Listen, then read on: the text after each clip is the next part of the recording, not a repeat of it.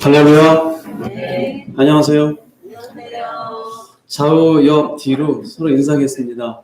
2달간 별일 없으십니까?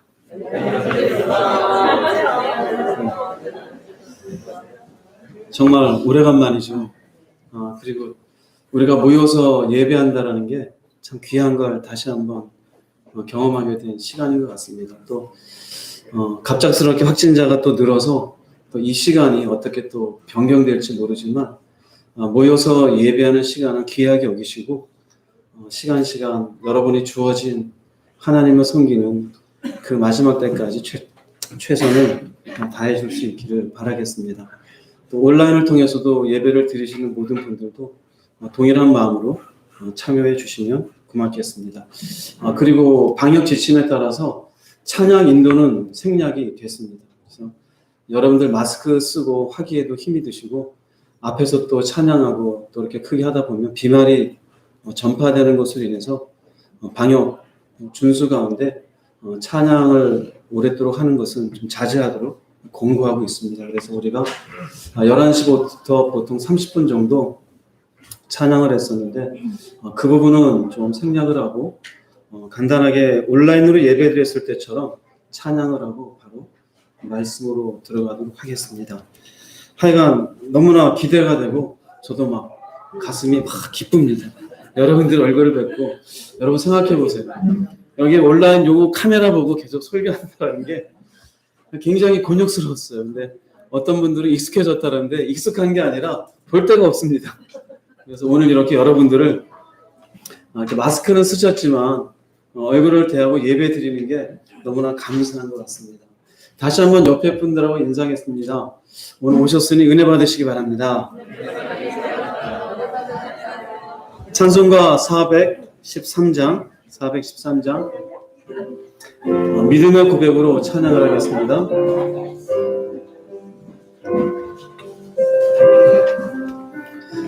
내 평생에 가는 길 순탄하여 늘 찬찬한 가끔씩 큰 풍파로 무섭고 어렵든지 나의 영혼은 늘 편하다. 내 영혼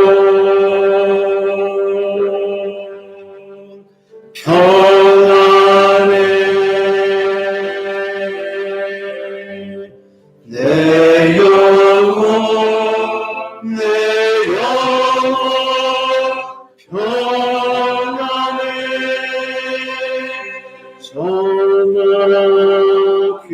저녁이는 우리를 삼키려 입 벌리고 달려와도 주 예수는 우리의 대참되니 끝내 싸워서 이기리라. 내 영혼 평안해. 내 영혼 평안해. 내 지은 죄 주옵게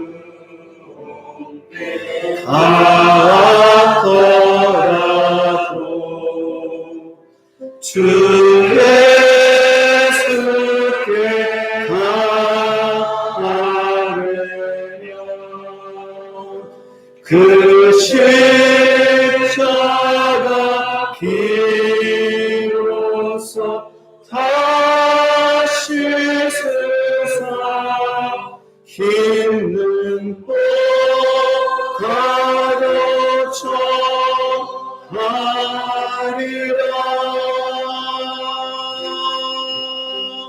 내 영혼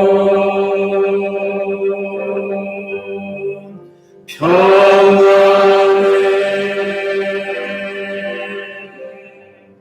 내 영혼 평안해. 저 궁중의 구름이 일어나며 큰 나팔이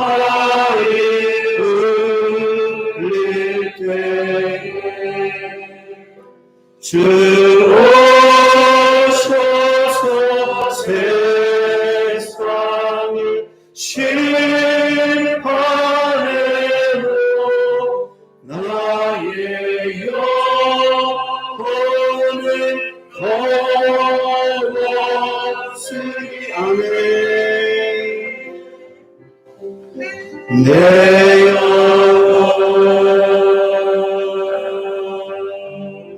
평안해.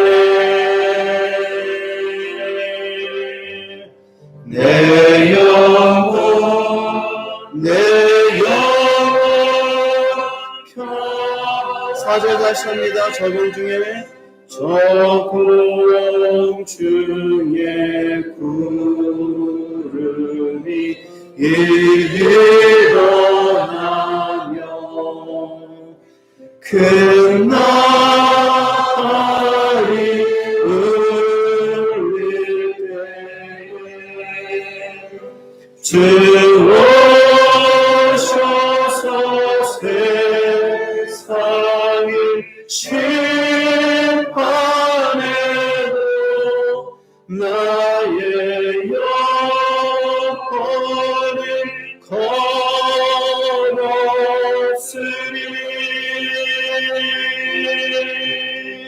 내 영혼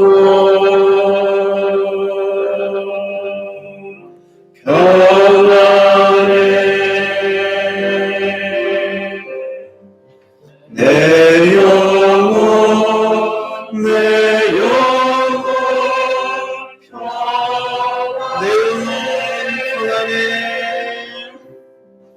내 영혼 평안해.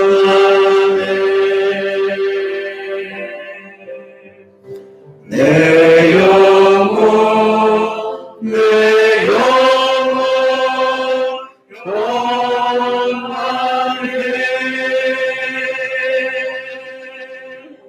아멘. 잠시 기도드리겠습니다. 주님, 참으로 불안과 염려가 가득한 세상입니다. 단지 이 땅에 오래 살고 적게 사는 문제가 아닌 악이 가득한 세상, 사람들의 마음에 품고 있는 바가 하나님 앞에 옳지 않은 세상, 물질이 주인이 되어져 있고 사람들의 생명이 경시되어지는 세상, 코로나 바이러스로 인하여 죽음에 대한 공포로 휩싸여 있는 세상, 어찌 될지 모르는 미래에 대한 불안한 마음들, 공포스러운 마음들, 이러한 것들이 우리의 세상에 가득히 있습니다. 주여, 우리가 찬양하는 바와 같이 세상은 이렇게 어지럽고 캄캄할지라도 우리의 영혼은 주님 안에서 평안케 하심을 감사합니다. 주님, 이 땅에 태어나 살아가는 동안 그저 먹고 사는 것이 전부인 줄 알았는데 예수를 만나게 하시고 예수를 알게 하시고 그 예수 안에서 새로운 구원의 길을 발견케 하시니 감사합니다. 주님, 우리의 눈을 열어서 저 하늘을 볼 수 있게 도와주시옵시고 단지 이 땅에서의 현실적인 문제 앞에 비록 울고 있을지라도 심령만큼은 하나님을 의지하며 기대는 하나님의 복된 성도들이 될 수 있도록 주장하여 주시옵소서. 지난 2달간 각자의 가정에서 예배를 드렸으며 각자의 힘든 삶의 시간들을 보내었습니다. 이렇게 또 새로운 시간을 허락하여 주시어서 이렇게 귀한 성도님들 모이게 해주시옵시고 주님의 이름으로 예배 드리게 하시니 감사합니다. 그날이 가까움을 볼수록 더욱더 모이게 힘쓰라는 주님의 말씀과 같이 이렇게 주 앞에 모여 예배하는 것이 참으로 얼마나 귀한 것인지 다시 한번 깨달았습니다. 이 시간 예배하는 이 자리에 주의 영으로 임의해 주시옵시고 각자의 심령 속에 당신의 은혜를 허락해 주시옵소서. 행여나 마음이 눌린 사람이 있습니까? 자유하는 은혜를 허락해 주시옵시고 병든 육신이 있습니까? 치료의 강선을 베풀어 주시옵시고 죄에 묶여있는 인생이 있습니까? 흉악의 결박을 풀어 주시어서 하나님 안에서 자유케 되는 인생들로 삼아 주시옵소서. 인터넷을 통해서 온라인 예배를 드리는 분들도 있습니다. 저들의 각자의 가정 가운데도 성령으로 임해 주시어서 저들의 심령이 주님 안에서 평화를 누리게 도와주시옵시고 하나님 안에서의 자유로운 인생들을 살아갈 수 있도록 동일한 은혜를 허락하여 주시옵소서. 예배를 방해하며 우리의 생각을 흩어지게 하는 모든 어둠의 세력은 나사렛 예수 이름으로 물리쳐 주시옵시고 전하는 자나 듣는 자나 주의 영으로 하나된 마음으로 예배하는 시간이 되게 해 주시옵소서. 마치는 시간까지 주님 홀로 영광 받으시고 우리 가운데 임의해 주시기를 간절히 바라며 살아계신 예수님의 이름으로 기도드립니다. 할렐루야. 오랜만에 예배를 드릴 수 있도록 이렇게 허락해 주신 하나님께 먼저 감사 영광을 드립니다. 옆에 분하고 인사하겠습니다. 반갑습니다. 오늘의 반갑습니다는 인사치레가 아닌 것 같죠? 몇 달 만에 건강한 모습으로 뵙게 된 게 얼마나 진짜 반가운지 모르겠습니다. 오늘 예배 그리고 다음 주 어떻게 될지 모르겠지만 주어진 시간 안에서 드려지는 예배가 여러분들의 신앙 여정에 다시 한번 새로운 도전이 되고 일어서는 계기가 될 수 있기를 주님의 이름으로 축복을 드리겠습니다.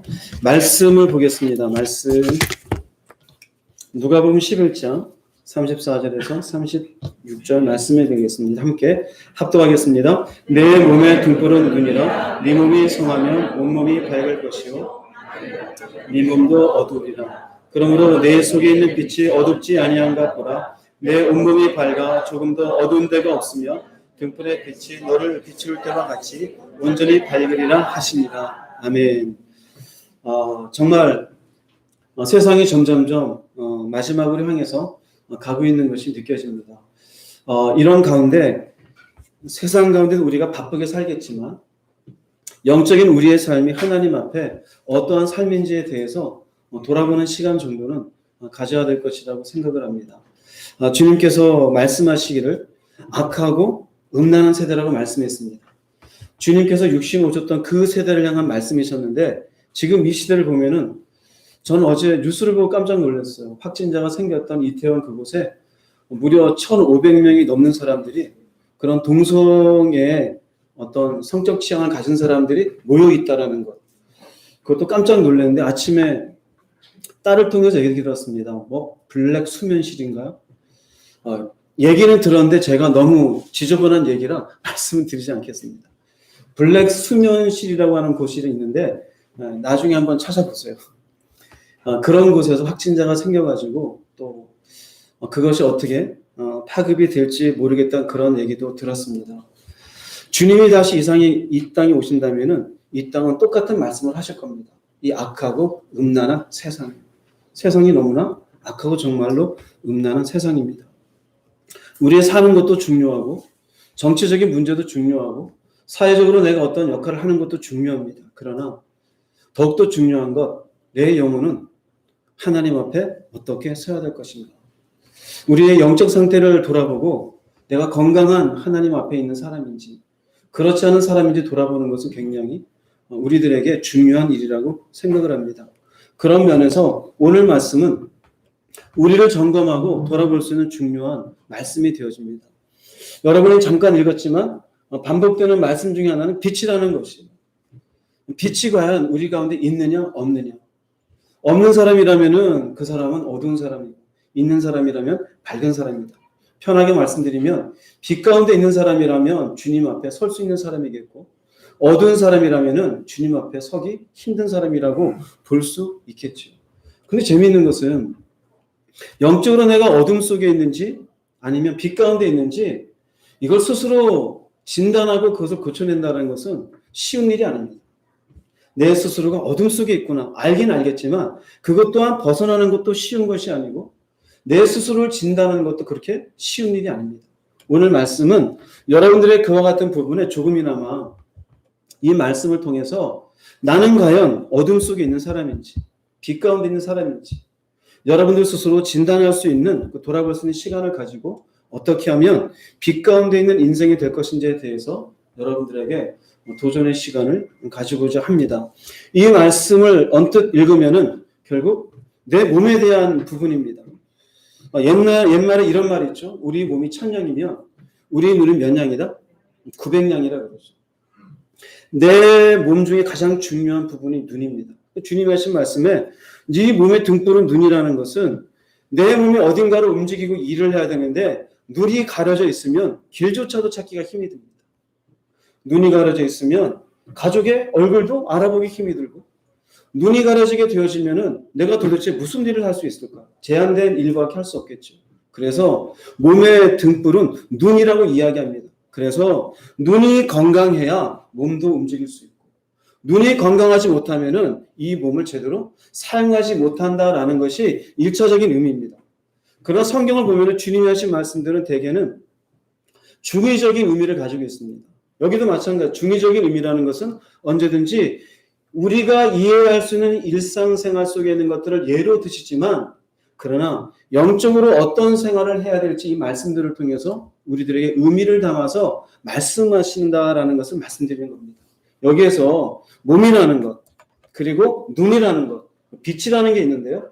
네 몸, 이 몸은 영혼입니다. 우리 내면이라고도 얘기할 수 있겠죠. 내 영혼 그리고 여기에 있는 눈이라고 하는 것 쭉 펼쳐주세요. 네. 빛이라고 하는 것, 빛이라는 것은 말씀입니다. 눈이라는 것은 말씀을 받아들이는 태도입니다. 즉 말씀을 받아들이는 태도가 온전케 되어지면 빛이라고 하는 말씀이 온전히 들어오게 되고 내 몸, 내 내면, 내 영혼은 건강하게 되어진다라는 것을 의미합니다. 먼저 내 몸의 등불은 눈이라고 하는 누가복음 11장의 34절의 말씀을 다시 한번 읽어보겠습니다.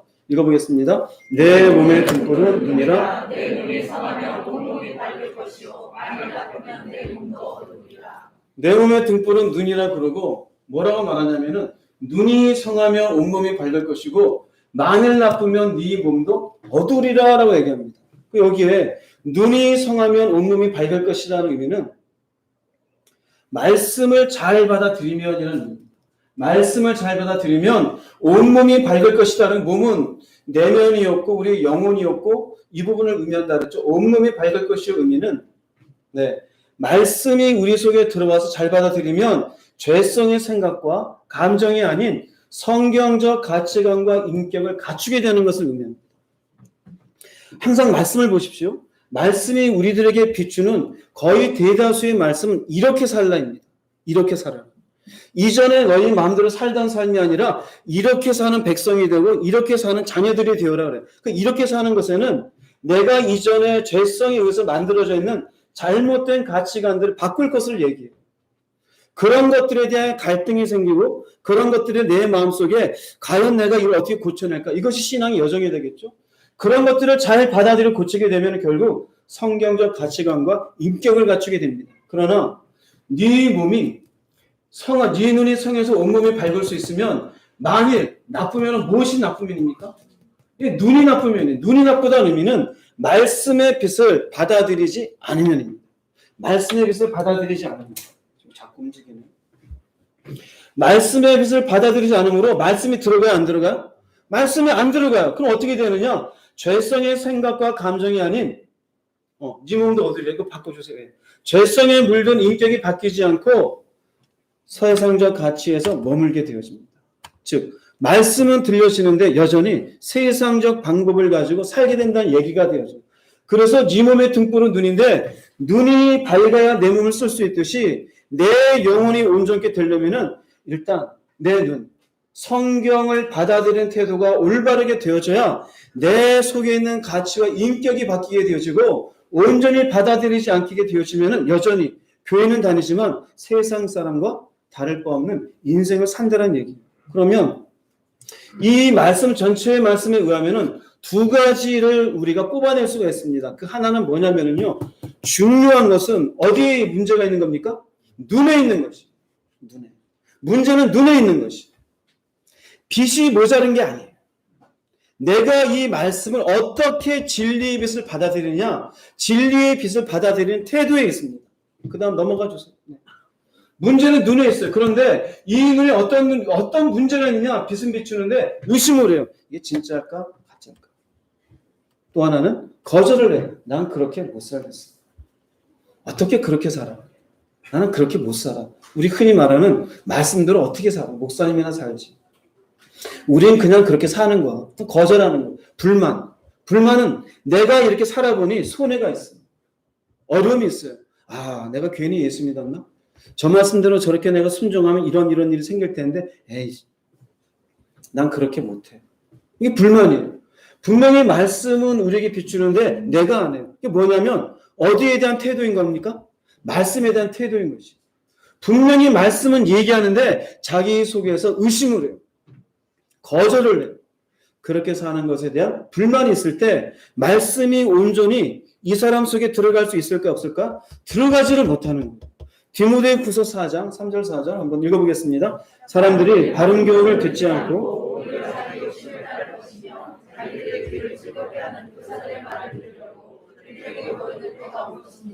그들은 진리를 외면하고 네. 의심과 거절과 불만이 그 속에 깔려 있을 때 바른 교훈이 주어지는데 어떻게 합니까? 듣지를 않아요. 즉 눈을 감아버려요. 분명히 밝은 빛으로 이렇게 살아라 그러는데 난 못 살겠어 그래요. 그리고 어떻게 되느냐? 자기 욕심대로 살아요. 이건 예수 믿기 전에 세상적 가치예요. 자기 욕심대로. 난 이게 맞는 것 같아. 난 이게 편해. 그리고는 거기에 적당히 자기 나름대로 알아서 살아야 되는 그 욕심에 대한 합리화가 생기겠죠. 그리고 어떻게 되느냐? 자기의 욕심을 채워서 사람들의 말만 듣고 그런 사람들만 보여요. 그런 자기끼리 맡아 그래요. 그러나 그것은 올바른 교훈에 대해서 의심을 하고 거절하고 불만한 결과예요. 그래서 그들은 마침내 무엇을 외면합니까? 진리를 외면하게 되어져. 말씀을 대하는 태도에 있는 것입니다. 이것 때문에 내 몸의 등골은 눈인데도 불구하고 눈이 가려져서 온전히 내 몸, 내 영혼이 건강하지 못하는 거예요. 내 내면이 온갖 모순 속에 빠지게 되어져요. 스스로도 알아요. 이렇게 사는 게 과연 예수를 바로 믿는 걸까? 이게 믿음의 삶일까? 알면도 불구하고 스스로 속에 이러한 부분이 자리 잡고 있음을 깨닫지를 못해요. 예수님 앞에 나왔던 사람들이 그렇습니다. 예수님이 구원에 대해서 천국에 대해서 말씀해 줍니다. 그런데 이 말씀을 들어오는 사람들이 이런 것들이 배경에 대해서 교훈을 듣지도 않고 진리를 외면해요. 아닌 것 같다. 이건 자기 욕심이죠. 예수님이 희한한 사실을 말씀해요. 요한복음 8장 45, 46절 읽어보겠습니다. 내가 진리를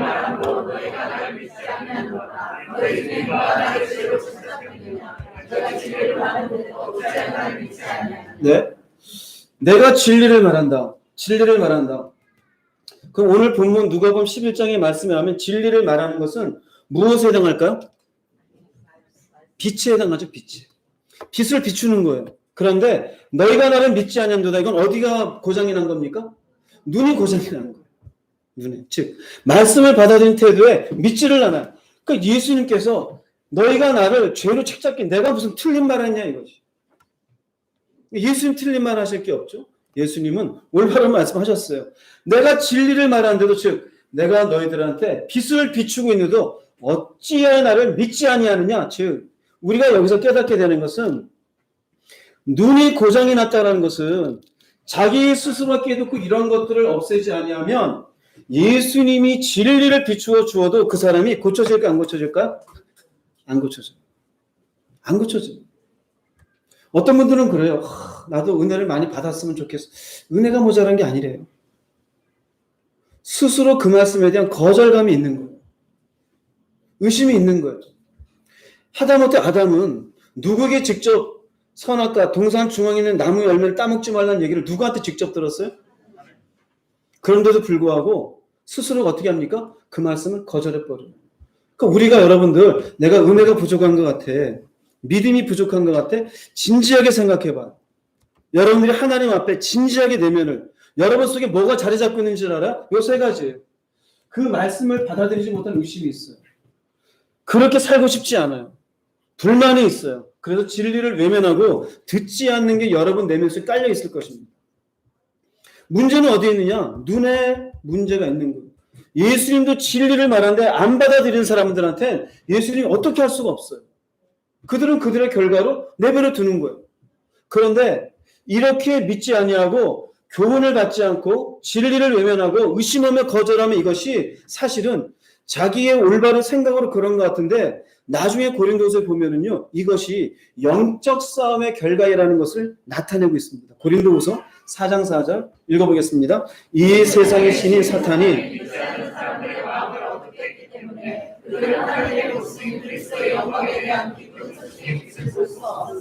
기쁜 소식의 빛은 뭘까요? 복음이죠. 복음.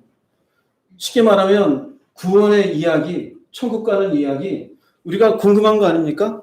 의롭게 되어지는 것, 하나님의 자녀가 되는 것, 복음이잖아요.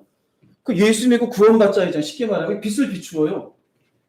못 믿겠대요. 그럼 보세요. 왜 이것을 못 받아들이냐? 때문입니다. 때문에. 이유가. 우리가 조금 전에 이유는 빛을 주님께서 비추는데 의심하고 거절하고 불만을 갖고 있었다 그랬습니다. 그런데 이걸 누가 이렇게 심어주느냐? 여기에는 영적으로 이 세상의 신의 사탄이 믿지 않는 사람들의 마음을 어둡게 했다라고 얘기하고 있어요. 사실은 자기의 올바른 자기 나름대로 똑똑한 생각인 줄 알았는데 그 생각이 누구로부터 비롯된 것입니까? 사탄입니다. 할렐루야. 옆에 분하고 인사합시다. 졸지 맙시다. 중요한 얘기. 지금 딱 두 사람이 껍벅껍벅하고 계셨어요. 오랜만에 2달 만에 하는데 껍벅하면 제가 마음이 어떡하겠어요. 한 사람까지는 제가 계속하고 있었는데 또 한 사람이 전염이 돼서 또 껍벅껍벅해요. 특별히 60 이상 되신 분들. 누구라는 얘기 안 했습니다. 60 이상 되신 분들. 보통 이 시간쯤 조셨나 봐요. 네. 여기에 사탄입니다. 사탄이. 그러니까 내 생각인 것 같은데 사실은 내 생각이야. 유다가 예수를 팔 생각을 요한복음 13장에 누가 넣었다 그럽니까? 사탄이 넣었다. 하와가 선악과를 따먹을 생각을 누가 넣어줍니까? 사탄이 넣어줘. 근데 우리는 이 생각은 잊어버려요. 왜 잊어버린지 아십니까? 사탄이 넣어주는 마음을 어둡게 해서 빛을 받아들이지 못하도록 만드는 이 눈을 어둡게 하는 거절하고 의심하고 불만하게 하는 이것을 내가 취하는 이유가 뭐냐면은 바로 여기에 있어요. 요한복음 3장 19절 21절 한번 읽어보겠습니다. 심판의 근거는 빛이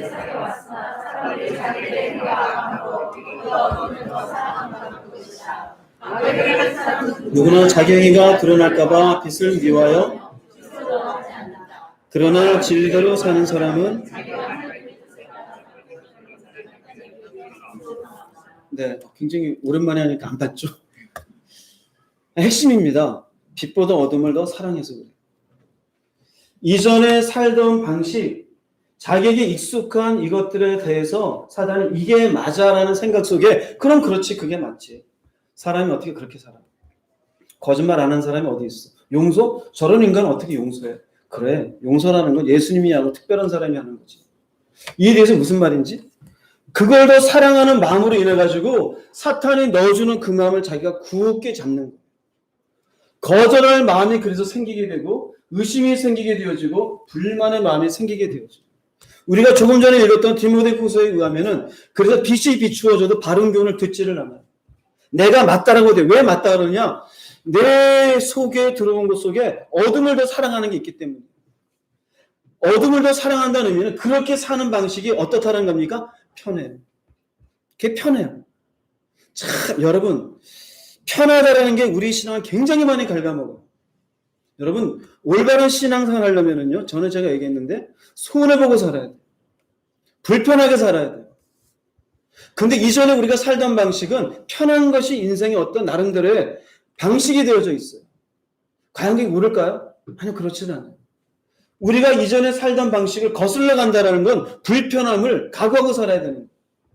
시간에 대한 불편함, 감정에 대한 불편함, 내 물질을 쓰는 것에 대한 불편함을 감수하고 살 수 있어야 돼요.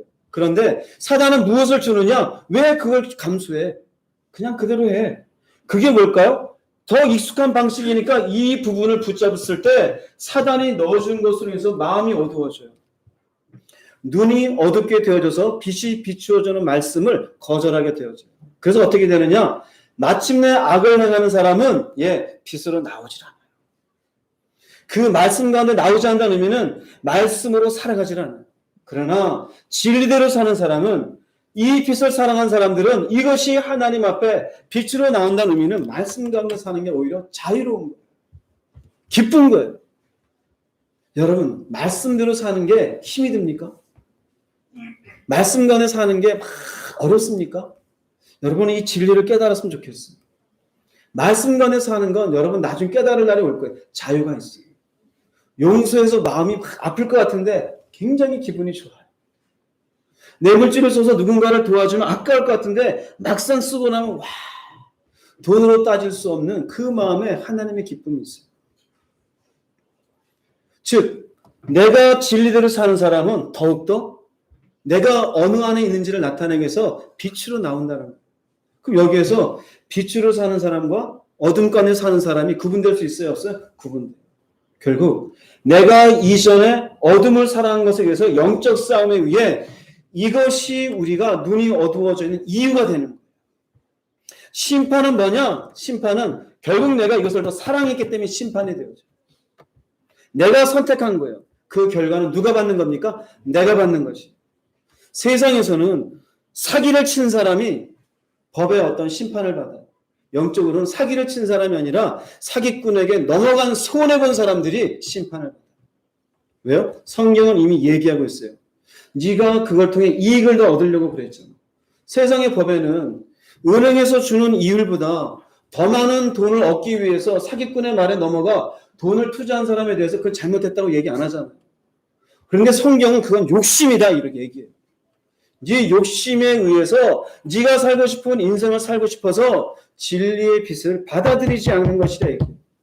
눈의 문제, 어둠을 더 사랑하는 것이고 욕심껏 인생을 살고 싶은 것이고 편한 대로 인생을 살고 싶어하는 그 마음이 사단이 우리로 하여금 거기에 대한 생각을 넣어줬을 때 맞아라는 영적 싸움에 지게 되어지고 마침내 진리의 빛이 비추어졌을 때 거절하고 의심하고 불만에 의해서 그렇게 못하겠다라고 하게 되어져요. 어둠 속에 들어가는 거죠. 이해되시겠습니까?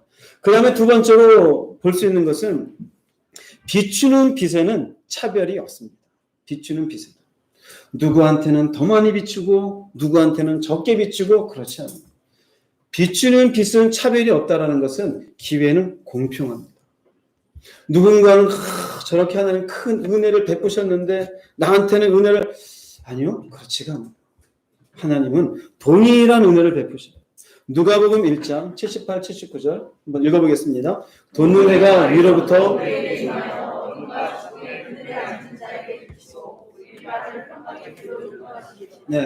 돈눈해가 위로부터 돈눈해는 예수 그리스도가 이 땅에 태어나시고 마침내 그분이 십자가에 지시면서 인류에게 구원의 길을 비추는 것을 의미합니다. 사가랴가 예수 그리스도에 대해서 예언을 하면서 기쁘게 예언을 하면서 그 예언의 내용이 나온 것이에요. 어둠과 죽음의 그늘에 앉은 자에게 이 모든 인류를 얘기하는 겁니다. 모든 인류에게. 그 빛은 돈눈해가 비칠 때 햇빛이 누군가한테는 싹 가리고 누군가한테 비추고 합니까? 그렇지가 않아요. 모든 인류에게 동일하게 빛이 비추어지는 거예요. 요한복음 8장 12절 말씀 읽어보겠습니다. 예수께서 이르시되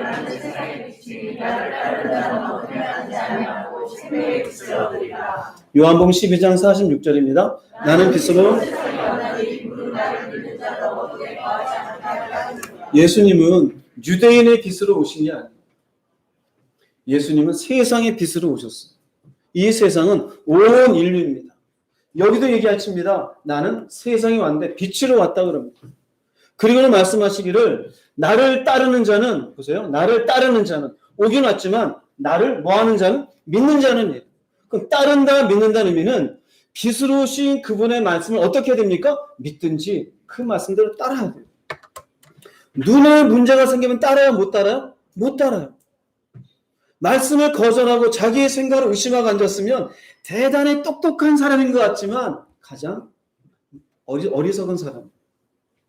주님의 말씀 앞에 우리가 해야 될 것은 동일하게 빛이 비쳤지만 그 말씀을 내가 따르든지 그 말씀을 믿은 자가 되어 그럴 때 비로소 어둠에 다니지 아니하고 마침내 생명의 빛을 얻을 수가 있습니다.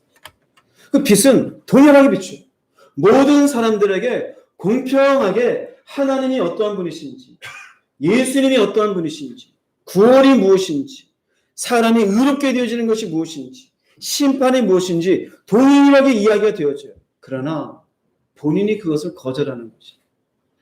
본인이 자기의 생각대로 의심을 하고 자기 나름대로 내가 복음을 써놓고는 아니야. 말씀과는 관계없이 내 마음대로 해석을 하는거든 자기 인생을 살다가 결국 어둠에 거하게 되어지는 거지. 창세기 19장 12절 말씀에 그런 내용이 있어서 한번 읽어보겠습니다. 그 사람들이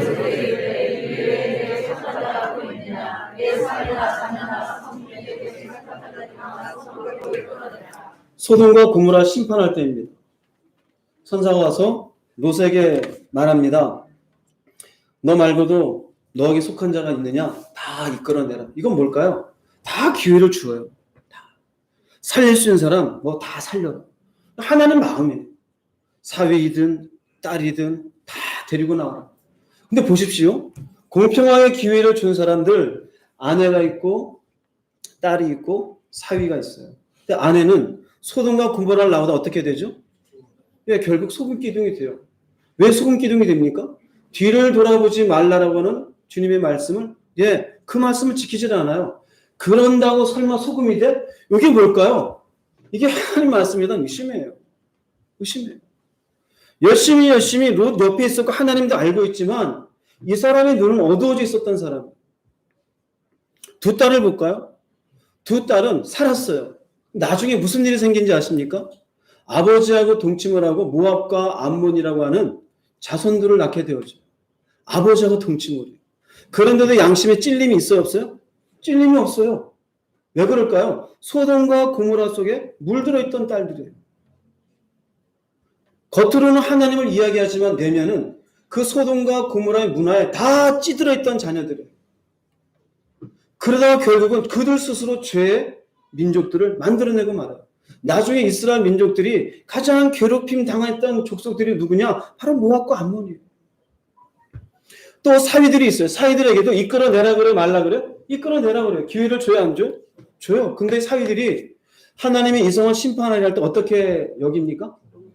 농담으로 여겨요. 이게 뭘까요? 하나님의 말씀을 거절하는 거죠. 웃기고 있네. 무슨 심판이야. 그럼 보세요. 결국 신앙기로 보면은 롯의 아내도 딸들도 사위들도 온전한 신앙인입니까? 아니죠. 그런데도 기회는 줘야 안 줘요? 그 기회는 줘요. 그럼 그 결과는 누가 결국 그 모든 결과를 책임져야 될까요? 본인들이에요. 자기들이 결정한 거예요. 아내는 아내대로, 딸들은 딸들대로, 사위들은 사위들대로. 여러분도 마찬가지입니다. 지금도 동일하게 진리의 빛을 여러분들에게 비추는 거예요. 그러나 받아들이는 사람들의 태도에 따라 다른 것이. 하나님의 빛은 동일해요. 마태복음 24장 14절 말씀 읽어보겠습니다. 이 천국 복음이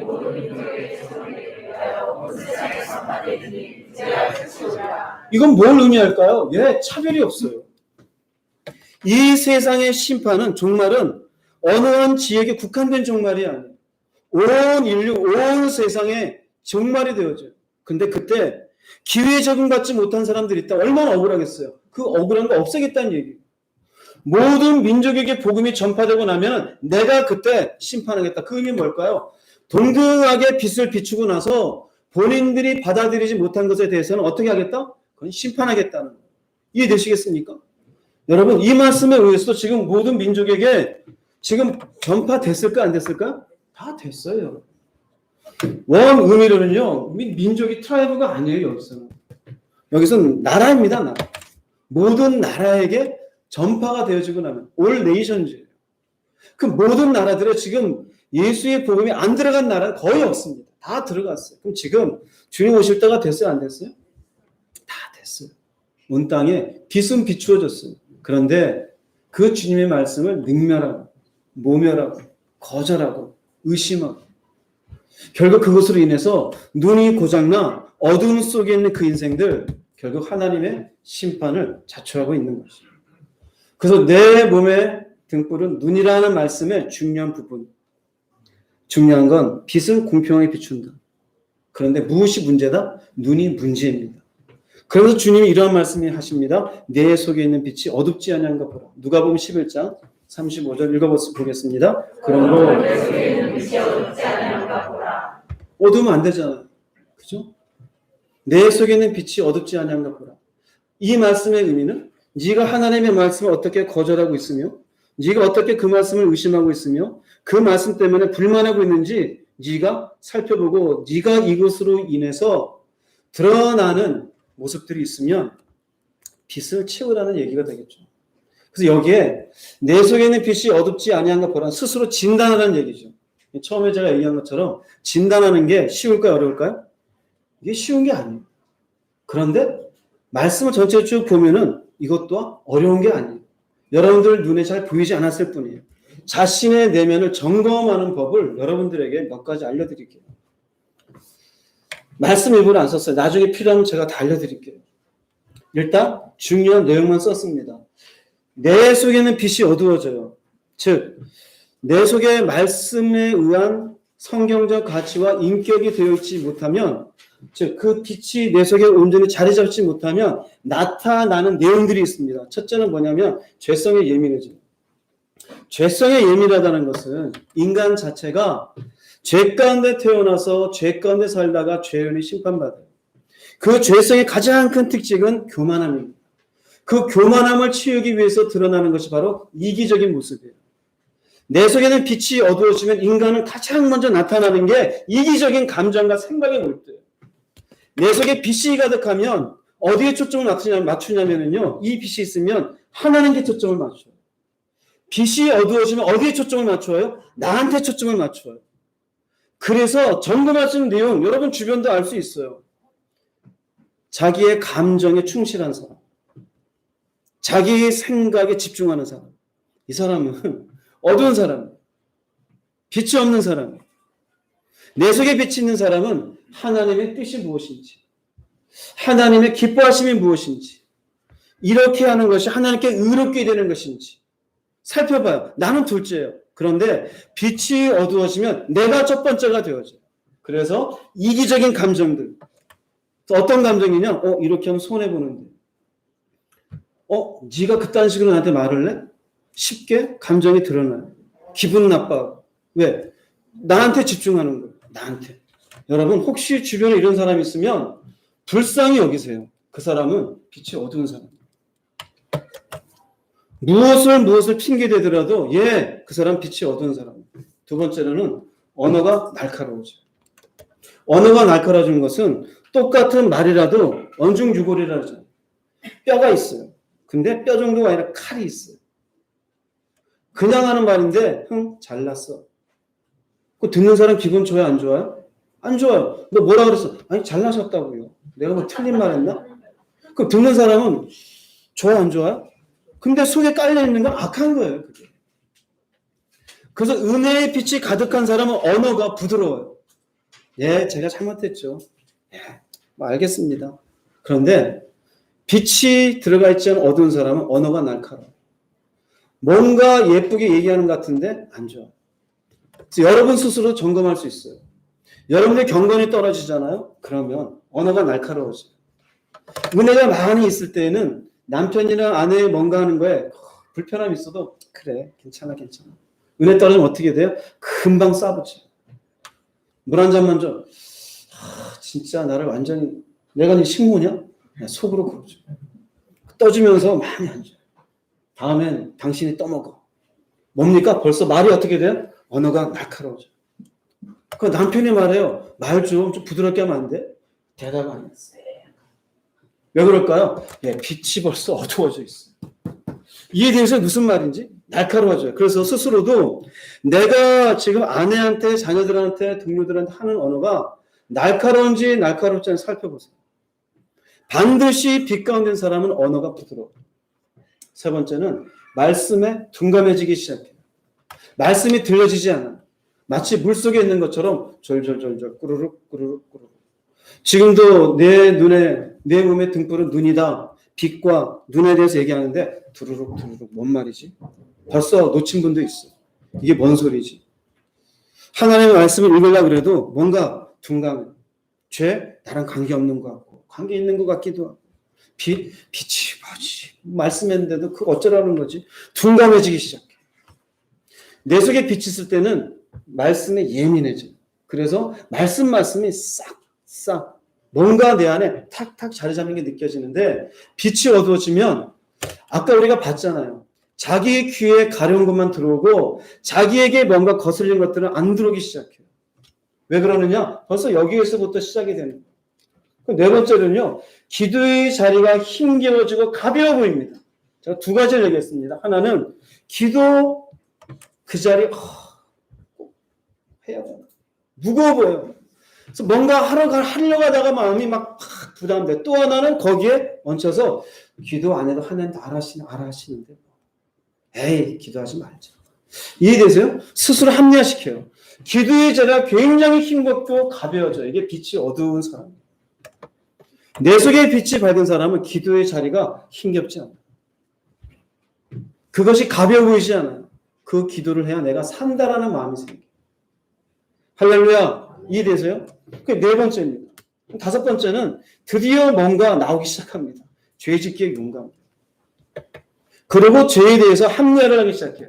내가 이러려고 하는 게 아니라 상황이 그렇죠. 저 사람 용서해줘야지. 네가 살아봐라 용서가 되는지. 돈 없으면 너 어떻게 살래? 돈 사랑하지 말라고 그건 말씀에 하나 있는 거지. 이따가 어차피 돈으로 사는 건데 다 돈 때문에 이루어지는데 괜찮아. 뭡니까? 합리화시켜요. 용감해지기 시작해요. 심지어는 하나님이 사랑하시니까 이 정도 다 용서하셔. 제일 위험한 발언입니다. 제일 위험한 발언. 혹시 주변에 그런 분 있으면 좋은 말로 좀 타일러주세요. 설득이 안 된다? 그럼 할 수 없죠. 그 사람 어둠 속에 있으면서 그 어둠이 뭔지를 모르는 분이에요. 하나님이 죄 짓기에 용감한 사람을 죄에 대해 합리화시킨 사람을 사랑한다라고요? 저는 그런 말씀 보지 못했어요. 그런 얘기를 하려면 합리적인 인간의 논리를 얘기하지 말고 말씀에서 이렇게 하시더라라고 얘기를 해야 돼요. 근데 제가 아무리 말씀을 봐도 죄를 허용하시는 말씀은 찾아볼 수가 없어요. 그런데 이렇게 빛의 어둠 속에 있는 사람은 스스로 자기의 논리로 합리화를 시키지 말씀은 없어요. 그냥 용감할 뿐입니다. 여섯 번째는 영혼이 잘 되는 건 둘째예요. 어디만 분주하느냐? 육신의 일에만 분주해요. 어떤 일이냐? 돈 버는 것, 친구 만나는 것, 쇼핑하는 것, 놀고, 먹고, 보고, 듣고. 여러분 이게 필요 없다는 얘기가 아닙니다.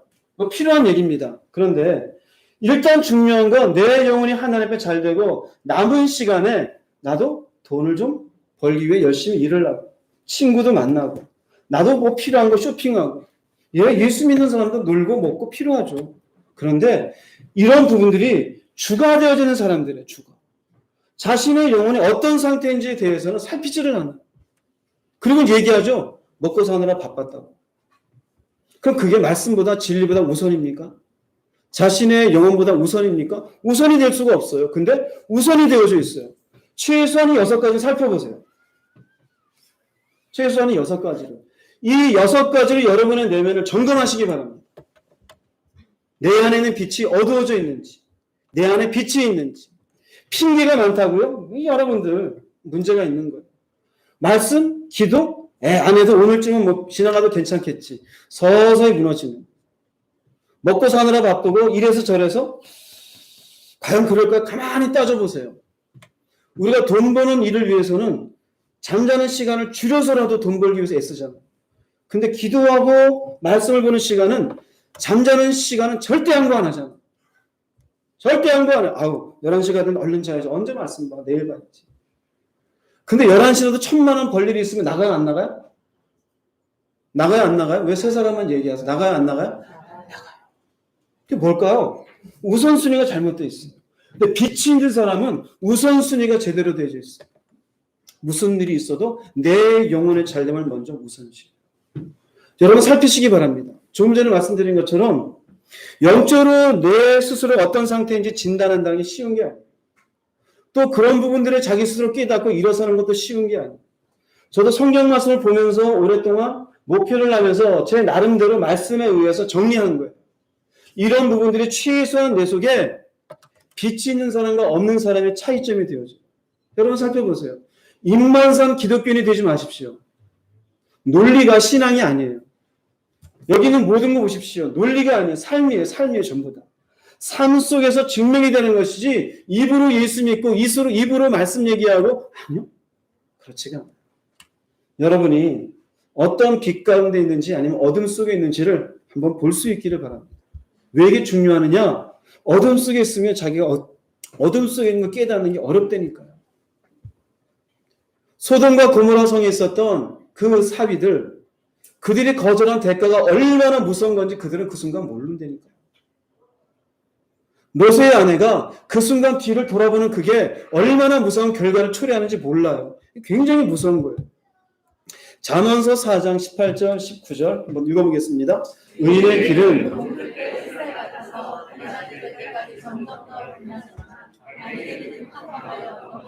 무엇을 걸려 넘어졌는지 알지 못해요.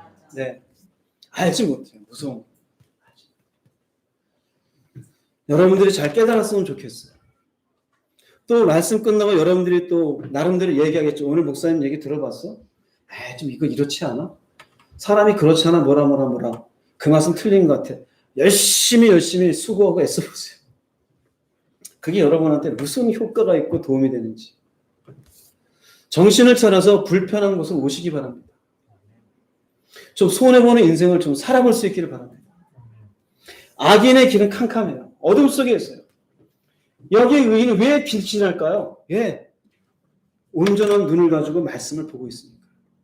그런데 여기 악인은 조금 전에 얘기했잖아요. 자기 속에 어두운지 뭔지를 몰라. 그러니 넘어져도 무엇에 걸려 넘어졌는지도 몰라. 심판을 받아도 뭐 때문에 심판을 받는지. 재밌는 건 노아의 때도 그래요. 노아의 때에 홍수가 나는데 나중에 주님 말씀하면은 그들이 그 홍수에 죽어가면서도 왜 죽어가는지도 모른대요. 왜 죽는지도 몰라요. 죽고 주님의 심판대 앞에 서면 알게 될 겁니다. 이 시대도 마찬가지예요. 분명히 어둠 속에 캄캄하게 사는데 자기는 왜 캄캄 속에 있는지도 몰라요. 이게 악인의 모습이에요. 근데 스스로 악인이라고 생각할까 안 할까요? 안 해요, 여러분. 제가 만나본 사람들은 그런 사람들이 극히 드물어요. 다 교회 다니니까 다 괜찮다고 생각해요. 저는 한마디 합니다. 착각이 자유입니다. 말씀에 비추어서 내가 정말로 의인의 길을 가는지 악인의 길을 가는지 살펴야 돼요. 그러려면 주님 하신 말씀, 내 속에 빛이 어두운지 환한지를 살펴야지 입으로 이래야 되고 저래야 되고 입으로 하지 마세요. 삶으로 증명하세요. 그래서 주님이 내 속에 있는 빛이 어둡지 아니한가 보라 라고 말씀하신 뒤에 뭐라 하시느냐? 이제는 빛으로 채워라 그럽니다. 빛으로 채워라. 누가복음 11장 36절 말씀 읽어보겠습니다.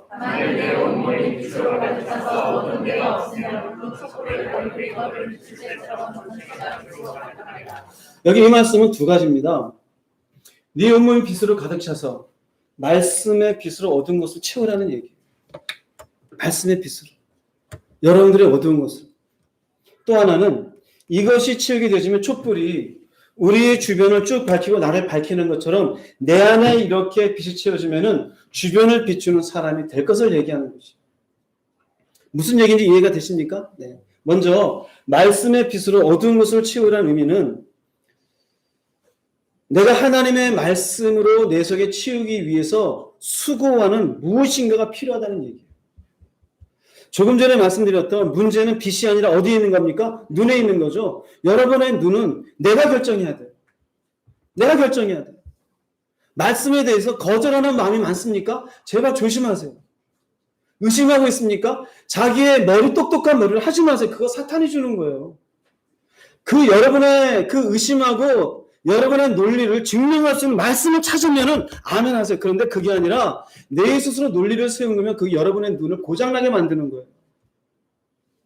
이렇게 말씀대로 살면 잘못될 거에 대한 불안한 마음이 있습니까? 제발 신뢰감을 좀 가지십시오. 하나님 우리를 버리지도 아니하시고 떠나지도 아니하시고 하나님이 죽으셨습니까? 지금도 살아계신 하나님. 즉 내가 빚으로 세우기 위해서 수고할 때, 내가 수고할 때 이 수고의 전제는 뭐냐면은요, 내 마음에 이 눈을 제발 거절하고 불만스러워하고 의심하는 것들을 제발 내려놓는 작업이 필요해요. 이건 누가 할 수 있는 겁니까? 이건 내가 해야 돼요. 여러분의 의지가 필요해요. 여러분들이 앞에서 보는 이응식 목사가 이상한 목사가 아니면 제가 여러분들에게 선포하는 말씀을 제발 좀 의심하지 말고 들어주기를 주의 이름으로 부탁합니다. 여러분들이 그렇게 들어준다고 저한테 10원 생기는 게 아니에요. 여러분들이 영원히 사는 거지. 여러분들이 의심하고 거절해봐야 여러분의 눈방 고장나. 그것이 전제가 되어지고 이 빚으로 치우기 위해서는 뭐가 중요하냐, 수고가 필요하다는 얘기는 일단 두 가지입니다. 하나, 시간을 제발 내세요. 시간의 승리자가 되기를 주의 이름으로 축복합니다. 시간을 내야 돼요. 시간 안 내고 어떻게 합니까? 시간을 내야 돼요. 두 번째, 마음을 내야 돼요. 마음을 쓰지 않으면 어떻게 빚으로 얻은 것을 비춰요? 내가 마음을 내고 내가 수고하지 아니하면 절대로 하나님의 말씀이 저절로 내 손에 떨어지지 않아요. 시간과 싸우십시오. 여러분의 마음과 싸우십시오. 시편 119편에 그런 말씀이 있어요. 11절 말씀 읽어보겠습니다. 내가 주께, 그렇죠? 범죄하지 않으려고 내 마음을 일단 정해야 돼요. 그렇게. 36절 말씀 읽어보겠습니다. 내 마음이, 내 마음이 주의 말씀으로 향하게 하시고. 처음에 말씀드렸잖아요. 우리의 빛이 어두워지면 결국 내 이기적인데 관심을 가지게 됩니다. 내 이기적인 다른 것들에 마음을 쓰지 말고 먼저 말씀에 마음을 쓰십시오. 할렐루야. 말씀에 쓰세요. 핑계거리를 놓고 고민하세요. 이 핑계가 과연 맞는 걸까? 내 영혼에 유익될까? 내 속에 빛을 채우는 게 유익될까? 생각하세요. 스스로 편한 쪽을 택하지 마시고 불편한 쪽을 택하시기 바랍니다. 손해보는 쪽을 택하시기 바랍니다. 그래서 채워야 돼요. 어두운 곳으로 비출 수 있어요. 베드로전서 2장 2절 말씀 읽어보겠습니다. 갓난아기가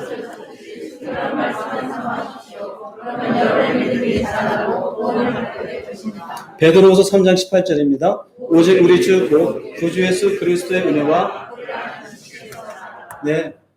갓난아기가 젖을 찾듯이 순결한 말씀을 사모하십시오. 보세요. 말씀이 우리 속에 빛이 되어 들어올 때 우리의 믿음이 자라나요. 어떻게 될까요? 우리의 내면이 건강해져요. 우리의 영혼이 건강해지게 되어져요. 근데 말씀이 없으면 어떻게 됩니까? 아기가 젖이 없으면 자랄 수 있어요? 없어요? 자랄 수가 없어요. 말씀이 빛이 되어 우리 속에 없으면 안 돼요. 여러분 부탁하건대 머리로 하지 마세요. 교리적 신앙이에요. 아는 말씀 1000번을 읽어서 또 읽으세요. 심령이 가난한 자 복이 있다. 또 읽으세요. 또 읽으시고 나도 알아. 하긴 뭘 압니까? 뭘 알아요? 제발 그런 말씀을 읽었어도 알고 있는 말씀이라도 겸손한 마음으로 저지를 찾는 마음으로 찾으십시오. 여기도 마찬가지. 우리가 자라가는 것은 결국 지식에서 자라가지 이 지식이 뭘까요? 말씀이에요. 그래서 우리 속에 말씀의 빛으로 얻은 것을 채우기 위해서는 내가 시간을 내고 마음을 내어 말씀 속에서 젖을 사모하는 어린아이처럼 이 말씀을 내 안에 하나씩 채워야 돼요. 이런 것 없이 내 영혼의 잘됨에 대한 우선순위 없이 내가 다른 것들로 분주하고 기도의 자리를 내던지고 말씀에 둔감하고 자기의 감정에만 민감하고 언어는 그냥 날카롭고 그냥 싸납고 이 사람은 교회를 1000년 다녀도 의미가 없어요. 왠지 아세요? 1000년 뒤에 심판이면 그 사람 심판이에요. 그냥. 지옥입니다. 왜요? 어두운데 어떻게 해요? 자기는 논리로 그래도 하나님 나 사랑하겠지. 아니라니까요. 당신의 말씀이 맞으려면 이 말씀을 찾으세요. 그 말이 맞으려면 우리는 다 죄 짓고 살아야 돼요. 그래도 괜찮다고요? 아니요. 전 그런 말씀을 본 적도 없고 들은 적도 없어요. 제발 여러분 속에 자꾸 갈등이 생길 때 좀 제발 주님의 편에서 잘라내세요. 의심이 생길 때 잘라내세요. 똑똑한 여러분의 머리보다 창조주 모든 만물을 지으신 하나님이 남겨놓으신 이 말씀이 여러분이 하루 종일 고민한 그 생각보다 훨씬 더 유익한 말씀임을 받아들이시기를 주의 이름으로 축복합니다. 고민하는 건 괜찮아. 그런데 고민의 끝에 말씀을 집어던지는 어리석은 인생이 되지 말기를 바랍니다. 그래서 시간을 내고 이 말씀 속에서 여러분의 영혼이 빛 가운데 자라날 수가 있습니다. 또 하나는 두 번째, 우리 속에 빛이 들어오게 되면은 주변을 비추는 사람이 되어집니다. 즉 이 말의 의미는 내가 마침내 변화되는 사람이 되어져. 내 인격이 변하고 말투가 바꾸고 생각하는 게 바뀌고 사람들에게 대하는 태도가 바뀌게 되어져 있어요. 무엇이 그렇게 만드느냐? 마침내 내 속에 들어온 말씀이 그렇게 바꾸는 것이에요. 마태복음 5장 16절 말씀 읽어보겠습니다. 이같이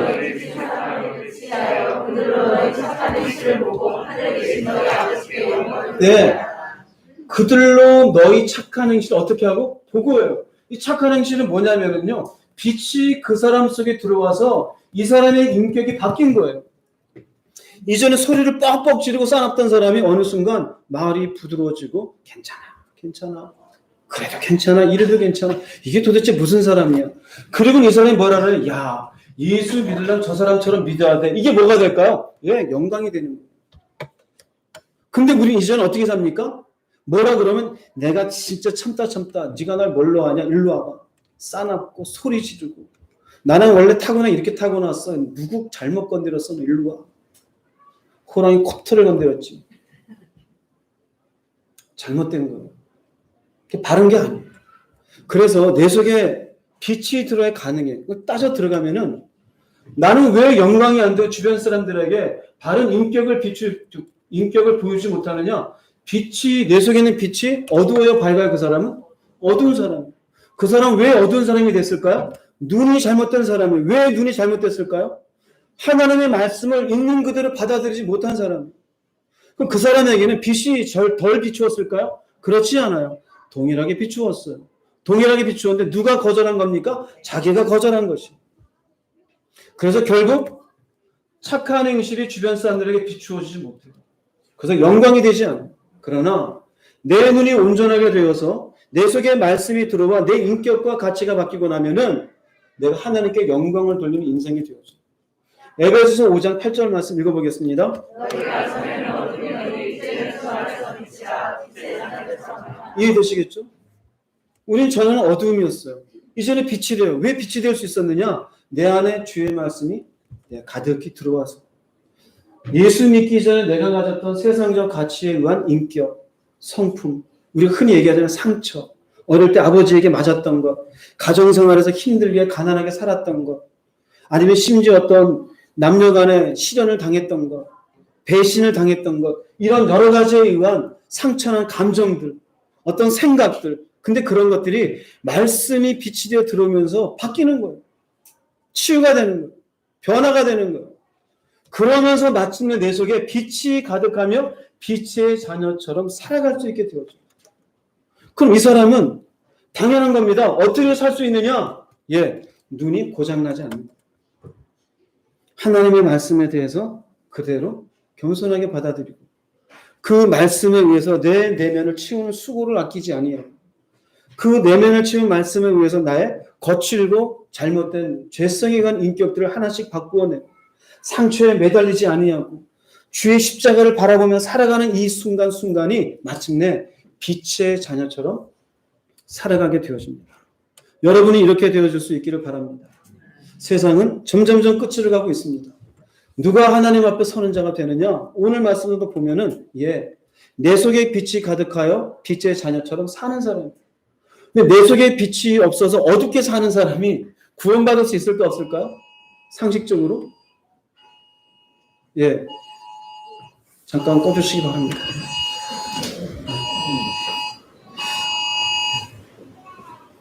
상식적으로 어둠 속에 살던 사람이 구원받을 수 없어요. 근데 우리는 자기 논리로 구원받는다 생각을 해요. 제발 그 사탄이 넣어주는 여러분이 편한 생각에 머물지 말기를 바랍니다. 머물지 마십시오. 여러분 속에 빛이 가득한 인생이 되시기 바랍니다.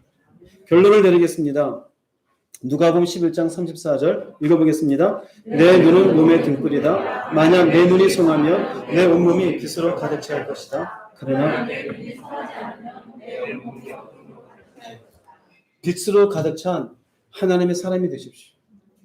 어둠으로 가득 찬 세상적 가치들, 먹는 것, 입는 것, 마시는 것, 육체의 정욕, 안목의 정욕, 이생의 자랑들, 이 음란한 세대의 음란한 생각들, 악한 것들, 그것이 옳다라고 붙잡는 잘못된 어둠으로 가득 찬 병든 육신, 병든 영혼으로 살지 마시고 하나님의 말씀 안에서 치유받으십시오.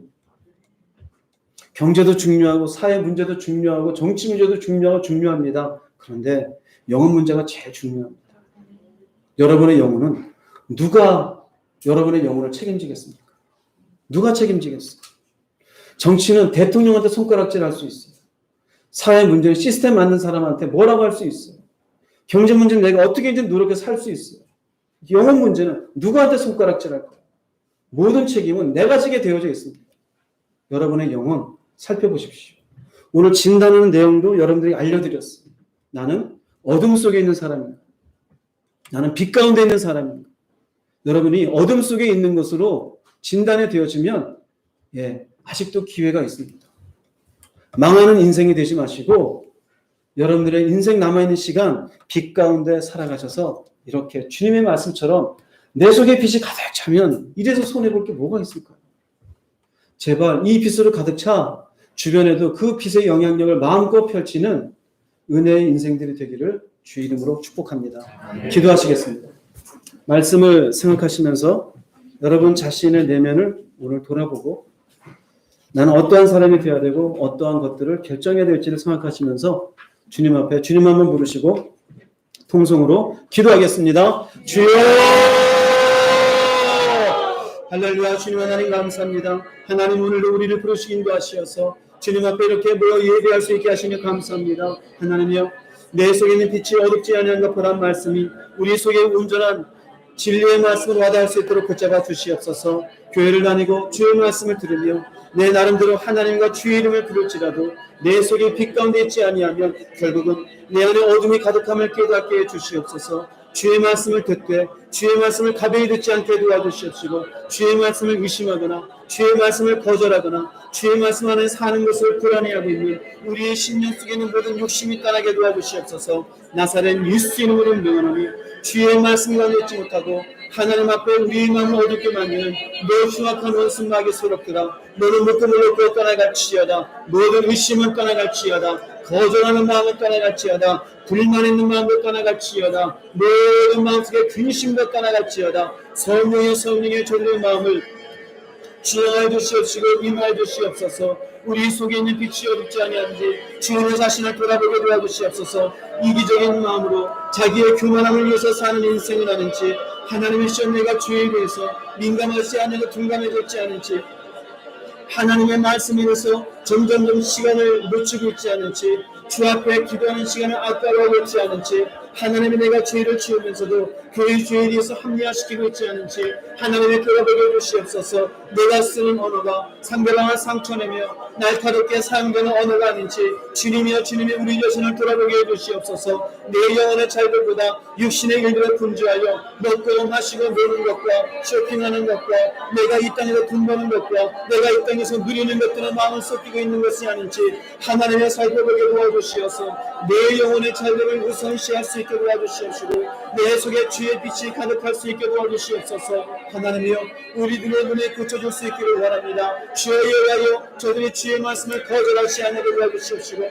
주의 말씀 앞에 온전히 마음의 문을 열게 해주시어서 마침내 쏟아지는 빛을 우리의 마음속에 다 받을 수 있게 해주시옵시고 이제는 우리의 죄성에 의한 모든 인격이 변화되어지게 하시옵시며 우리의 잘못된 가치관들이 바뀌게 해주시어서 마침내 주님 안에서 새롭게 되어지는 하나님의 귀한 인생들이 될 수 있도록 주님의 붙잡으시고 인도하시옵소서. 이 시간 주 앞에 기도하는 저들의 심령을 붙잡아 주시기를 소망합니다. 하나님이여 저들의 걸음걸음이 주님 앞에 영광스러운 걸음이 될 수 있기를 소망합니다. 하나님의 빛의 자녀들처럼 살아가는 삶이 될 수 있기를 소망합니다. 하나님의 세상 속에 파묻히는 인생이 되지 않게 해주시옵소서. 하나님의 세상의 문제에만 마음을 쏟는 것이 아니라 하나님의 내 영혼의 문제에 마음을 쏟게 해주시옵시며 이제는 주님 안에서 부끄러움 없이 하나님 앞에 살아가는 귀한 성도들이 될 수 있도록 주님이 붙잡으시고 역사해 주시옵소서. 끊임없이 우리의 생각과 감정을 통해서 우리의 가치관이 하나님 앞에 바뀌지 않기를 우리에게 속이고 있는 저 미혹의 세력들, 하나님의 그 가운데 우리가 넘어가지 않게 해주시옵시고, 우리가 주의 말씀 앞에 하나씩 내려놓아 마침내 내 영혼의 주님 앞에 빛 가운데 살아가는 건강한 인생이 될 수 있도록 주님이 붙잡으시고 역사하여 주시옵소서. 내 속에 있는 빛이 어둡지 아니한가 보라. 하나님의 내 속에 빛이 어두운지를 보게 해주시옵소서. 빛 가운데 살아가는 인생이 되게 해주시옵소서. 하나님 앞에 변화된 인격이 될 수 있게 해주시옵소서. 주여 여호와여, 저들 심령 속에 찾아가 주시어서 하나님의 살아계심과 하나님이 우리를 심판하시는 것과 마침내 내 영혼은 주고 내 영혼이 주고 주님 앞에 서는 자가 되는 것임을 깨닫게 해주시옵시고, 이 믿음의 길, 이 신앙의 여정, 마침내 저 천국에 가는 길이 중도에 탈락되지 아니하고 끝까지 승리하는 인생이 될 수 있도록 주님 붙잡으시고 인도해 주시옵소서. 역사해 주시옵소서. 성령이여 성령의 저들의 기도가 진지한 고백이 되길 원합니다. 하나님이여 함께해 주시옵소서. 다시 한번 기도합니다. 여러분의 가슴에 손대어 보시기 바랍니다. 진지한 여러분의 내면을 바라보는 마음으로 기도하십시오. 마치 지금 이 시간 주님이 여러분들에게 내 몸의 등불은 눈이라, 내 속에 빛이 어둡지 아니한가 보라, 주님의 말씀을 한번 생각해 보십시오. 내 눈은 온전히 성한 눈인지 나쁜 눈인지, 내 안에 빛이 있는지 빛이 없는지 살펴보시고, 무엇이 여러분을 나태하게 만들었고 여러분이 무엇이 어둡게 만들었는지를 보면서 다시 한번 주님 앞에 새롭게 결단하는 여러분이 될 수 있었으면 좋겠습니다. 1, 2분 정도 주님 앞에 다시 한번 기도하겠습니다. 하나님, 우리의 마음을 만지시옵소서. 내가 주님을 섬기고 교회에 나오고 저 하늘을 소망한다고 말하면서도 실상 내가 이기적인 사람이었으니 내 언어가 거칠고 상대방의 상처를 주는 언어를 사용하였으니 말씀에 둔감하고 기도하기를 싫어하고 내 육신의 일을 영혼의 잘됨보다 중요하게 여기고 죄를 지으면서도 스스로 합리화했었던 어리석은 모습이 있음을 고백합니다. 주여, 이 시간 기도하는 저들의 기도가 주님 앞에 올려지는 기도가 되기를 소망합니다. 빛이 있는 자는 더욱더 밝은 빛 가운데 가게 해주시옵시고, 어둠 속에 있던 자들은 이제는 다시 고장난 눈이 바뀌었죠. 주의 말씀의 빛을 마음껏 받아들이는 하나님의 사람들이 될 수 있도록 이끌어 주시옵소서. 고집과 자신의 논리와 세상의 가치에 묶인 인생이 되지 않게 하시고, 주의 말씀과 은혜와 능력 가운데 살아가는 빛의 자녀들이 될 수 있도록 주님 주장하여 주시옵소서. 기도 제목 있으신 분 가슴에 손 대시고, 몸이 아픈 분 아픈 곳 손 대시고, 드린 예물 위에 기도하고 축도로 예배를 마치겠습니다. 주님, 교회를 나오고 예수를 주라고 인정하고 일정한 시간 기도를 하며 사람들과 종교적인 논쟁도 펼칠 수 있는 것, 단지 그것이 우리 신앙의 전부가 아님을 깨닫게 해 주시옵소서. 내 스스로 조용한 골방에 앉아 우리의 내면을 살펴볼 때 내 안에 계신 주님이 나에게 기쁨을 허락하시고 주님이 내게 선포해 주시는 말씀이 내 안에 아멘으로 받아들여지며 마침내 그 은혜의 말씀과 기쁨이 나의 고장난 성품을 바꾸고 상처난 감정을 바꾸어주고 마침내 사람을 긍휼히 보게 되고 세상을 당신의 시선으로 보게 되는 것, 이것이 하나님의 사람임을 깨닫게 해 주시옵소서. 우리는 우리의 논리로 종교적인 시간들을 보내었음을 보게 됩니다. 머리에 저장되어져 있는 종교적인 이해가 나의 신앙의 실체가 아님을 깨닫게 해주시고 하루하루 빛을 드러내며 빛 가운데 살기를 소망하며 빛 가운데 감사하며 기뻐하는 하나님의 백성이 될 수 있도록 역사해 주시옵소서. 나사렛 예수 이름으로 명하노니 우리의 마음을 어둡게 하여 빛을 우리의 내면에 들어오지 못하게 만드는 너 모든 흉악한 세력들아, 너는 묶음을 놓고 떠나갈지어다. 의심은 떠나갈지어다. 거절의 영도 떠나갈지어다. 불만의 영도 떠나갈지어다. 교만도 떠나갈지어다. 주여, 우리 한 사람 한 사람 저들의 마음의 가구에 주님 영으로 임해 주시옵시고 당신의 영으로 저들의 내면을 붙잡아 주시옵시며 이 시간 이후에도 주의 말씀 앞에 시간을 내고 주께 마음을 드리기에 부족함이 없는 하나님의 사람들로 이끌어 주시옵소서. 육신에 연약한 호소하는 분들이 있습니다. 하나님, 사람은 할 수 없을지라도 주님은 하실 수 있사오니 주여 치료의 강선을 허락하여 주시옵소서. 예수 그리스도 채찍에 맞음으로 남을 입었도다 선포하셨으니 주님, 이 시간 저들의 아픈 육신에 손대어 주시옵시고 마침내 하나님이 어떤 분인지를 깨달아 건강한 육신으로 마음껏 주님을 섬기기에 부족함이 없게 도와주시옵소서. 나사렛 예수 이름으로 명하노니 성도의 육신을 아프게 만드는 모든 병마들은 떠나갈지어다. 두통은 떠나갈지어다. 불면증은 떠나갈지어다. 모든 안질은 고침받을지어다. 비염은 나음이 있을지어다. 감기는 떠나갈지어다. 기침도 멈추어질지어다. 열병은 내려갈지어다. 모든 아토피 피부는 어린아이 같은 새살이 돋아날지어다. 건선도 나음이 있을지어다. 대상포진도 깨끗함이 있을지어다. 신장 기능은 정성으로 돌아갈지어다. 폐기능도 정성으로 돌아갈지어다. 소화 안 되는 사람 소화가 잘 되어지게 하시고 장이 나쁜 사람 장을 튼튼케 하여 주시옵소서. 모든 보이지 않는 암덩어리야 성령의 불로 태움이 있을지어다. 모든 부인병도 주님의 능력 가운데 나음이 있을지어다. 류마티즘 관절병아 성령의 능력 가운데 통증은 떠나갈지어다. 어깨의 통증도 떠나갈지어다. 허리의 통증도 떠나갈지어다. 모든 디스크도 정상으로 돌아갈지어다. 혈압이 높은 사람은 낮춰 주시옵시고 낮은 혈압은 높게 해주시옵시며 고지혈증으로 고생하는 사람이 있습니까? 피를 맑게 해주시어서 동맥경화, 뇌경색으로 고생하지 아니하도록 주님 붙잡아 주시옵소서. 주께 감사함으로 귀한 예물 드렸습니다. 드린 손길 기억하여 주시옵시고 저들의 인생 걸음걸음이 빛이 드러나는 걸음이 되어지게 하시옵시고 저들이 계획하는 바가 주께 영광 되어지는 계획이 되게 해 주시옵시며 저들의 손을 대는 곳에 하나님의 기뻐하심이 있는 복된 인생 걸음이 될 수 있도록 축복하여 주시옵소서. 주께 드리고 싶으나 드리지 못한 가난한 심령들이 있습니다. 없는 것으로 인하여 위축되지 않게 하시고 낮은 열등감 속에 빠지지 않게 해주시옵시고 오히려 기도할 때 주의 음성을 듣는 자요, 말씀을 펼쳤을 때 빛을 받는 자요, 하나님의 이름을 부를 때 응답받는 인생이 되게 해주시어서 남들이 보지 못한 것들을 보게 해주시옵시고 듣지 못한 것들을 들어가는 하나님의 믿음의 하나님의 사람들이 될 수 있도록 축복하여 주시옵소서.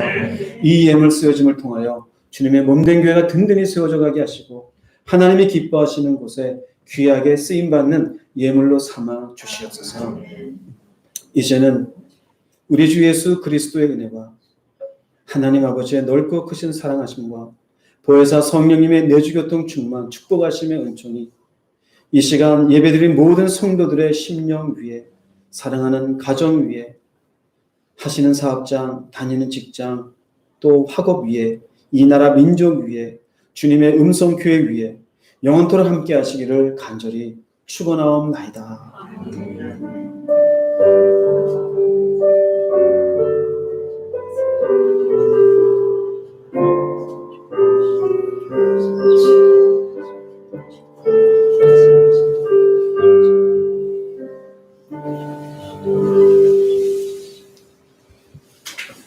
할렐루야.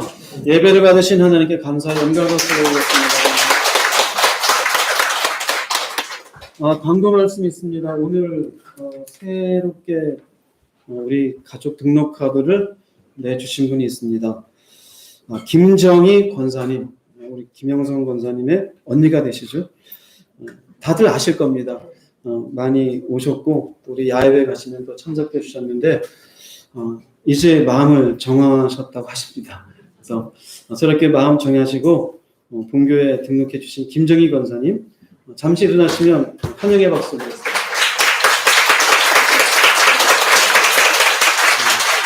감사합니다. 오늘 어버이 주간으로 사실 이제 예배를 드렸는데 앞에 꽃 해주신 분 감사드리고 교회에서는 65세 이상 되신 분들에게 소정의 선물을 보내드렸습니다. 과일을 받으신 걸로 알고 있는데 맛있게 드시고 코로나에 조심하시고 하나님 안에서 육신도 장수하시고 영혼도 잘 되어지시기를 주님의 이름으로 축복합니다. 우리 서로서로 옆에 있는 분들에게 이렇게 인사했으면 좋겠습니다. 건강하십시오. 건강하십시오. 그리고 또 다른 광고 있는데요. 보통 5월달 우리 이제 야외 예배 있었는데 올해 봄 야외 예배는 취소하는 걸로 하겠습니다. 갈 수가 없는 형편이죠. 취소하는 걸로 하고 가을에는 어떻게 될지 모르겠습니다. 가을에도 코로나가 유행할 것이다 그러는데 그렇게 되면은 또 가을에도 힘들지 않을까. 갈수록 우리들이 서로 교제하는 시간들이 점점 줄어드는 것 같습니다. 이럴 때 개인주의적인 성향이 우리 모두에게 있습니다. 그런 것에 편하다 생각보다는 오히려 선교회별로 아니면은 서로 믿음의 동역자끼리 교제도 하시고 시간을 보내시면서 교회라고 하는 이 본질에서 벗어나지 마시고 여러분의 신앙의 교제 시간을 서로 잘 가져주시기를 주의 이름으로 부탁을 드리겠습니다. 그리고 오늘 예배 끝나고는 점심이 준비되어 있지 않습니다. 방역 지침에 의해서 식사는 금지되어져 있습니다. 왜냐하면 서로 가까운 데서 또 식사하면은 비말이 튀게 되고 그것으로 인해서 또 어떻게 될지 모르는 그런 일이 있기 때문에 준비하지 않았습니다. 전통적으로 우리들 풍속에는 손님이 오면 음식을 대접하는 건데 오랜만에 이렇게 왔는데 대접하지 못해서 아쉽습니다. 그 대신에 여러분들이 교회 끝나고 삼삼오오 나가셔서 주변의 소상공인들 어려워하는 분들에게 재난카드 받으셨으면 재난카드 쓰시고 또 어르신들 또 어르신 카드 받았으면 쓰시고 아이들 아동카드 받으셨으면 내가 낼게 뭐 애들 때문에 받았지만 서로 집에 나가자 그러지 마시고 가족끼리 아니면 성교회별로 335 모이셔서 그렇게 식사할 시간을 가지시면 되겠습니다. 이외에 특별한 광고 없고요. 다음 주에도 건강한 모습으로 만났으면 좋겠고요. 개인 방역 잘 하셔서 코로나로 고생하는 이 시기에 고생하는 인생 되지 않았으면 좋겠습니다. 다시 한번 수고하셨습니다. 하나님께 영광을 돌려드립니다. 다 함께 일어나셔서 세 분 이상 교제하시면서 잘 지내셨습니까? 별일 없으셨죠? 인사하시면서 돌아가는 시간, 오늘은 돌아가는 시간을 가지도록 하겠습니다. 수고하셨습니다. 네.